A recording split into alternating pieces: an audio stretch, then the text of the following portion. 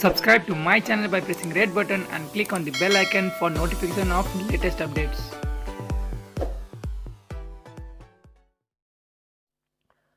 प्रधानमन्त्री केपी शर्मा ओलीले अप्ठ्यारो परिस्थितिको मौका छोपेर अस्थिरताका प्रयास गरिनु दुःखद भएको बताएका छन्। शुक्रबार अन्तर्राष्ट्रिय श्रमिक दिवसका अवसरमा शुभकामना दिँदै प्रधानमन्त्री ओलीले नेकपाभित्र आफूलाई प्रधानमन्त्रीबाट हटाउन भइरहेको प्रयासप्रति सङ्केत गर्दै यस्तो अभिव्यक्ति दिएका हुन्। नेपालमा केही सञ्चार माध्यम र सामाजिक सञ्जालमा पनि स्थिरता, स्थायित्व र विकासका विरुद्ध देशलाई अस्थिरतातर्फ धकेल्ने प्रकृतिका प्रयासको समाचार सम्प्रेषण र चर्चा भइरहेको देखिन्छ। ओलीले भनेका छन्, एकातिर सम्पूर्ण नेपाली जनता र सिङ्गे विश्व कोरोना महामारी विरुद्ध लडिरहेको अवस्था छ, अर्कोतिर यही अप्ठ्यारो परिस्थितिलाई मौका छोपेर अस्थिरताका त्यस्ता प्रयास गरिनु दुःखद कुरा हो। प्रधानमन्त्रीको सन्देशमा भनिएको छ, आफ्ना ससाना स्वार्थ वा कुनै गलत उद्देश्यका साथ कसैले यस परिस्थितिलाई बिथोल्न र बिगार्न खोज्छ भने सरकार र नेकपाका कार्यकर्ता र आम नेपाली जनतालाई यो किमार्थ स्वीकार्य हुँदैन। त्यस्ता प्रयासलाई सफल हुन दिइने छैन भन्नेमा म सबैलाई आश्वस्त पनि पार्न चाहन्छु। प्रधानमन्त्री केपी शर्मा ओलीले जारी गरेको सन्देशमा भनिएको छ, स्वदेश तथा विदेशमा रहनुभएका श्रमजीवी दिदीबहिनी तथा दाजुभाइहरूलाई मे दिवस 2020 को अवसरमा हार्दिक शुभकामना। विगतका 131 वर्षदेखि औपचारिक रूपमा मे 1 का दिन संसारभरिका श्रमिकहरूले अन्तर्राष्ट्रिय श्रमिक दिवस मनाउँदै आएका छन्। यो दिन काम गर्नेमाथि काम लगाउनेहरूबाट भएको ज्यादतीलाई अन्त्य गर्न ट्रेड युनियनहरूले सुरु गरेको आन्दोलनको स्मरण मनाउन थालिएको हो।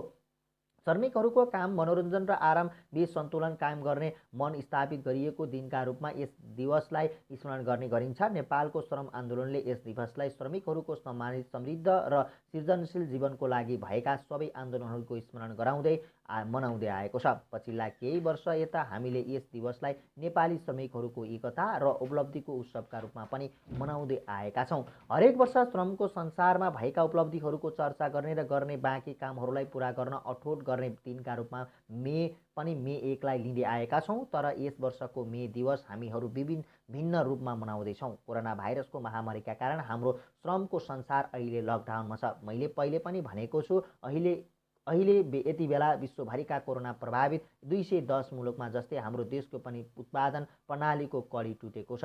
हाम्रा सृजनशील हातहरू यतिखेर लकडाउनमा छन्। हाम्रो श्रमको प्रतीक्षामा रहेका उत्पादनका साधनहरू पनि लकडाउनमा रहेका छन्।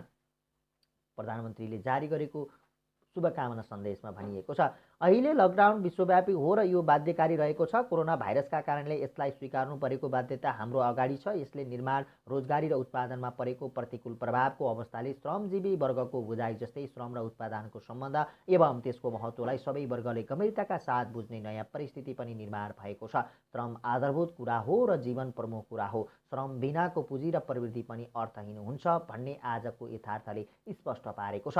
उद्योग व्यवसाय बन्द हुँदा आम्दानी घटेका, स्वदेशमा कार्यरत सबै प्रकृतिका श्रमिकहरूका कष्टहरू जीवनप्रति म अत्यन्तै दुखी छु। एक दशकको हिंसात्मक द्वन्द्वका कारण गाउँको रोजगारी खोसिँदा सहर बजार पसेका तर सहर बजारले रोजगारी दिन नसक्दा प्रदेश भाँचिएका लाखौँ नेपाली युवा श्रमिकहरू विभिन्न मुलुकमा कार्यरत छन्। युवाहरू विदेशी र अन्य विभिन्न बाध्यकारी परिस्थिति तथा प्रवृत्ति पनि छन् र अहिले कोरोना भाइरसको महामारीका कारण न कार्यरत मुलुकमा रम्न सकिने न त स्वदेश फर्किन सकिने चेपुवामा श्रमिकहरू परिरहेका छन्। यसबाट सिर्जना भएको पीडाप्रति म जानकार तथा संवेदनशील छु। यस अप्ठ्यारो घडीमा स्वदेश तथा विदेशमा रहनुभएका सम्पूर्ण श्रमजीवी नेपाली दिदीबहिनी तथा दाजुभाइहरूमा हार्दिक एकबद्धता जाहेर गर्दछु। दिदीबहिनी तथा दाजुभाइहरू, विगत 2 वर्षदेखि हाम्रो अर्थतन्त्रले तीव्र विकासको लय समातेको थियो।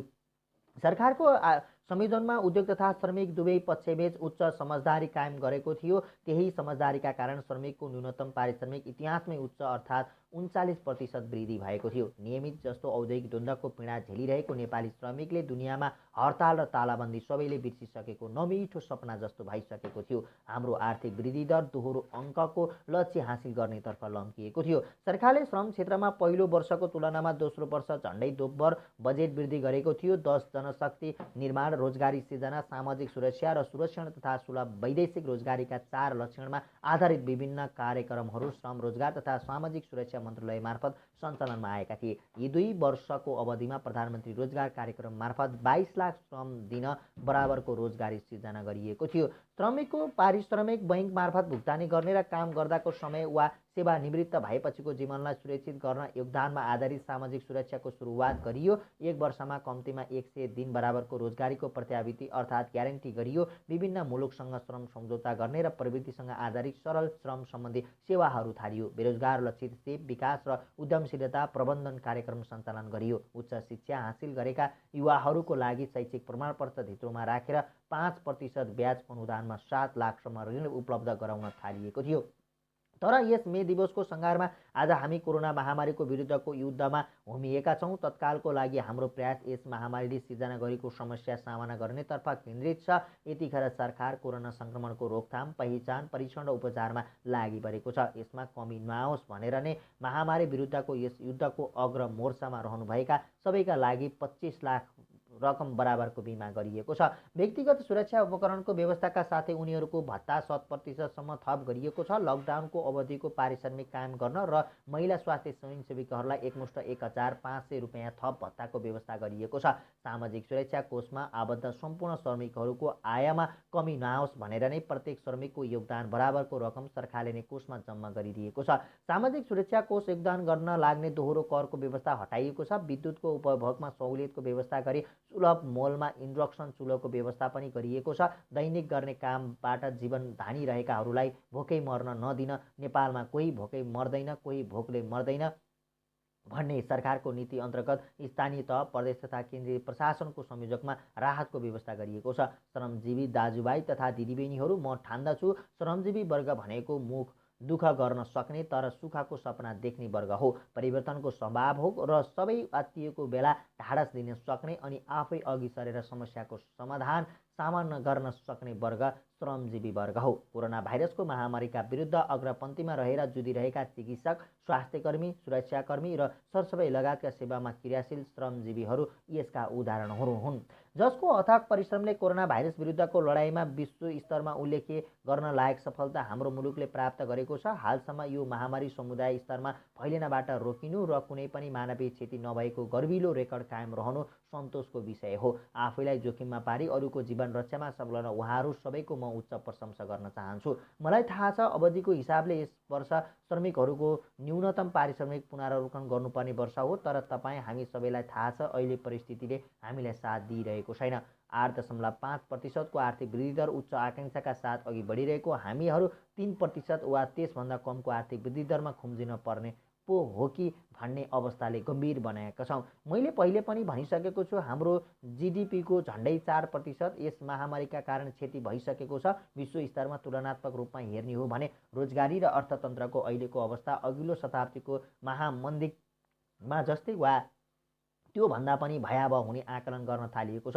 सन् 1930 को दशकमा भएको महामन्दीका काम गर्ने उमेर समूहमा कुनै औद्योगिक मुलुकमा 23% र कतिपयमा त 33% बेरोजगार भएका थिए। यस महामारी पछिको पहिलो 4 महिना नै 20औं शताब्दीको त्यस दशकको भन्दा ज्यादा श्रमिकहरू बेरोजगार भइसकेका छन्। महामन्दीको त्यस सम्बन्धमा सिङ्गो 1 दशकलाई कुल गरायस्थ उत्पादन जति सङ्कुचन आदिको थियो। यस महामारीको पहिलो 4 महिनामा ती विकसित अर्थतन्त्रमा त्यसको झन्डै 3 गुणा बढी सङ्कुचन आएको छ। तर घर मुलीले अनिकालमा पनि परिवारलाई भोकै राख्दैन, रुखो सुखो भरपोषण जोगावट गर्छ र व्यवहार चलाउँछ। तपाईहरूको यस प्रधानमन्त्रीले नेतृत्व गरेको सरकारले पनि उपलब्ध स्रोत र साधनले भ्याएसम्म सुविधाको जोगावट गर्छ। कसरी? अबको हाम्रा सबै प्रयास स्वास्थ्य नागरिक, सिपमूलक नागरिक, मर्यादित काम र सामाजिक सुरक्षातर्फ केन्द्रित हुनेछ। भूकम्पपछिको यस दशकलाई हामीले पुनर्निर्माणको दशक भनेका छौँ। अबको हाम्रो पहिलो लक्ष्य कोरोनाबाट हाम्रो समाजलाई मुक्त बनाउनु हुनेछ। यसभन्दा अघिल्लो सम्बोधनहरूमा पनि मैले चर्चा गरेको थिएँ, यस महामारीले जनस्वास्थ्यको क्षेत्रमा हाम्रो अभिगत उदाङ्गो पारिदिएको छ। जसरी 20औं शताब्दीको महामन्दीले पुँजीवादी प्रणालीको चरित्र नै फेर्ने गरी अर्थव्यवस्थामा कल्याणकारी आयाम थप्न विकसित मुलुकलाई बाध्य पार्यो, यस महामारीले हामीलाई स्वास्थ्य संरचनामा थप लगानी गर्न प्रेरित गरेको छ। हाम्रो संविधानले ग्यारेन्टी गरेझैँ स्वास्थ्य नागरिक निर्माण गर्न स्वास्थ्य बिमा सहितको जनस्वास्थ्यमा र सिपमुक्त नागरिक निर्माणको लागि शिक्षामा लगानी वृद्धि गरिनेछ। आजको लागि स्वास्थ्य, भोलिका लागि शिक्षा अबको हाम्रो दिशा हुनेछ। यस महामारीको प्रस्तावले आत्मनिर्भर र अर्थतन्त्र महत्त्वलाई पनि अझ बढी पार्ने देखिन्छ। अबको हाम्रो अबको हाम्रा कदमहरू निश्चय नै त्यसतर्फ दिशातर्फ सुदृढ ढङ्गले उन्मुख हुनेछन्। कोरोना महामारी विरुद्धको लडाईँ एक हुँदै श्रमिकको रोजगार, आय र सामाजिक सुरक्षा सुनिश्चित गर्ने दिशातर्फ हाम्रो सम्पूर्ण प्रयास केन्द्रित हुनेछ। सबैभन्दा पहिले टुटेको उत्पादन सम्बन्धका कडीमा जोड्ने र अवरुद्ध उत्पादन प्रणालीलाई सुचारू गरिनेछ। राहत सुविधा अकाल्पनिक उपाय मात्र हो, सबैलाई काम हाम्रो पहिलो लक्ष्य हुनेछ। श्रमसँग जोडिएकाहरूलाई सामाजिक सुरक्षा प्रणालीमा आबद्ध गरिनेछ। काममा जो छन् उनीहरूका लागि न्यूनतम पारिश्रमिक सुनिश्चित गरिनेछ। काममा संलग्न कसैको पनि आम्दानी रोकिने वा खोसिने स्थिति आउन दिइने छैन। सङ्घ, प्रदेश र स्थानीय तहमा श्रम प्रधान प्रविधि परिचालनको प्रबन्ध गरिनेछ।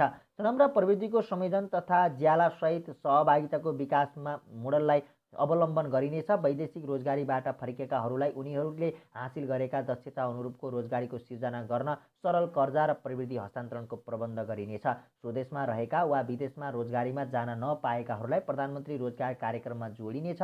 विभिन्न मन्त्रालय, निकाय र सार्वजनिक संस्थाहरू मार्फत सिर्जना भएका कामका अवसरहरू नेपालीलाई नै सुनिश्चित गर्ने व्यवस्था मिलाइनेछ। यस सन्दर्भमा हाम्रा श्रमिकहरूमा रहेको सिपको खाडलमा कारण हुन सक्ने श्रमिकहरूको अभावलाई सम्बोधन गर्न प्राविधिक शिक्षा तथा व्यावसायिक तालिम परिषद र श्रम तथा सिप तालिम सम्बन्धी सबै निकायका कार्यक्रमहरूलाई एकीकृत रूपमा परिचालन गरिनेछ। सिपको अन्तरलाई सम्भ्याउन आवश्यक परेमा सबै पालिका तहमा छोटो अवधिमा घुम्ती तालिम शिविरहरू समेत सञ्चालनमा ल्याइनेछ। हाम्रा युवा जनसङ्ख्याको जनसाङ्ख्यिक लाभलाई अधिकाधिक सदुपयोग गरिनेछ। यस्तो युवा जनशक्ति जुन उत्पादन जनशक्ति हुनेछ, त्यस्तो उत्पादन जनशक्ति जुन सिपयुक्त र पुँजीसहितको प्रवृत्ति हुनेछ। त्यस्तै युवा शक्ति जुन अन्वेषण र व्यावसायिक ज्ञानयुक्त हुनेछ। कृषिको आधुनिकीकरण र व्यवसायीकरण मार्फत उत्पादन र रोजगार वृद्धि गरिनेछ। जमिन नहुने श्रमिकहरूका लागि भूमि बैङ्कलाई कार्यान्वयनमा ल्याई त्यसैको माध्यमद्वारा भूमिको व्यवस्था गरिनेछ। बैङ्कहरूबाट सुलभ कर्जाको बन्दोबस्त गर्ने र सरकारद्वारा सिप तालिमको प्रत्याभूति गरिने समन्वयात्मक ढङ्गबाट कामलाई अघि बढाइनेछ। विगतको जनआन्दोलन र द्वन्द्वका युवा तथा घाइतेहरूलाई अझै पनि उपचारविहीन अवस्थामा रहिरहेका छन्। तिनको उपचारका लागि सरकारले पटक गरेका आह्वान र प्रयासहरूको सन्देश उचित रूपमा सम्प्रेषण हुन सकेन। म आह्वान गर्दछु, सम्पूर्ण घाइते प्रशासनको सम्पर्कमा आउनुहोस्। अब आफ्नो शरीरमा गोली र छर्रा बोकेर नबस्नुहोस्। उपचारको प्रबन्ध सरकारले गर्छ। यस प्रयासबाट सबै घाइतेहरू पुनः निको भई श्रम बजारमा कार्यरत हुन सक्नेछन्। दिदीबहिनी तथा दाजुभाइहरू, नेपाली समाजको परिवर्तन र अहिलेको स्थायित्व एवं विकासको परिस्थिति आफै निर्माण भएको होइन। सही विचार र गन्तव्यमा आधारित बलिदानपूर्ण सङ्घर्ष र सचेत प्रयासबाट मात्रै यस परिस्थितिको निर्माण भएको हो। आज नेपालमा केही सञ्चार माध्यमहरू र सामाजिक सञ्जालहरूमा पनि स्थिरता, स्थायित्व र विकासका विरुद्ध देशलाई अस्थिरतातर्फ धकेल्ने प्रकृतिका प्रयासहरूको समाचार सम्प्रेषण र चर्चा भइरहेको देखिन्छ। एकातिर सम्पूर्ण नेपाली जनता र सिङ्गै विश्व कोरोना महामारीका विरुद्ध लडिरहेको अवस्था छ, अर्कोतिर यही अप्ठ्यारो परिस्थितिलाई मौका छोपेर अस्थिरताका त्यस्ता प्रयासहरू गरिनु दुःखद कुरा हो। आफ्ना ससाना स्वार्थ वा कुनै गलत उद्देश्यका साथ कसैले यस परिस्थितिलाई बिथोल्न र बिगार्न खोज्छ भने सरकार, नेकपाका कार्यकर्ता र आम नेपाली जनतालाई यो किमार्थ स्वीकार हुँदैन। त्यस्ता प्रयासलाई असफल हुन दिइने छैन भन्नेमा म सबैलाई आश्वस्त पनि पार्न चाहन्छु।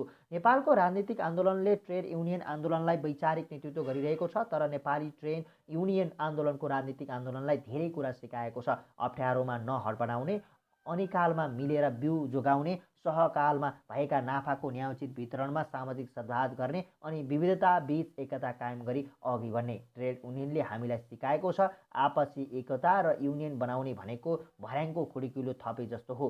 तल्लो खुड्किलो बलियो भए मात्रै माथिल्लो पुगिन्छ। त्यसैले तल हेरौँ, माथि मात्र होइन। त्यसैले म भन्न चाहन्छु, आजको अप्ठ्यारो घडीमा मिलेर अघि बढ्नुपर्छ। युनियन जस्तै हामीले आफ्ना आकाङ्क्षाको आकाशतिर माथि मात्र होइन, जनता भएतिर तल पनि हेर्नुपर्छ।